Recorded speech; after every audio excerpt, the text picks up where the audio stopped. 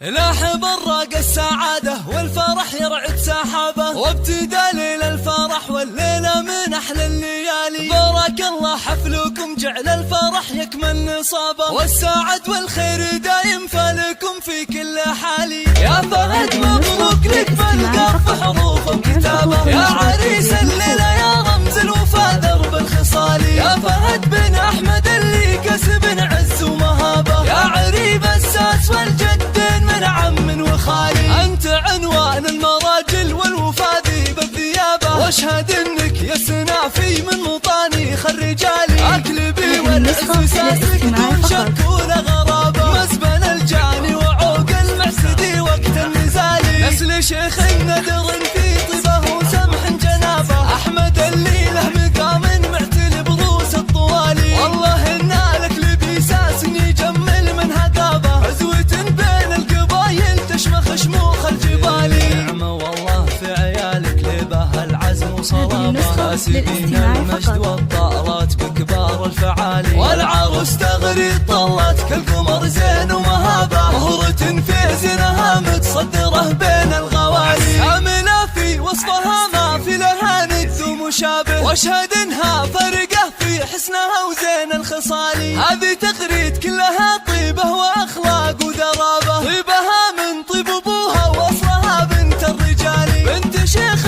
فتح للضيف والعانين بابه، وعلي راعى الفعول اللي تنومس كل غالي. فيها الغلبة يلي مجدهم كل حكابه، الرجال اهل الحمية والوفا واهل المعالي. لابت السبع عن مجد من قبل عصر صحابه، عزهم تشهد له سيوف صقيله ونبالي. نسبع الغلبة يلي مجدهم كل حكابه، الرجال اهل الحمية والوفا واهل المعالي. 97 01 89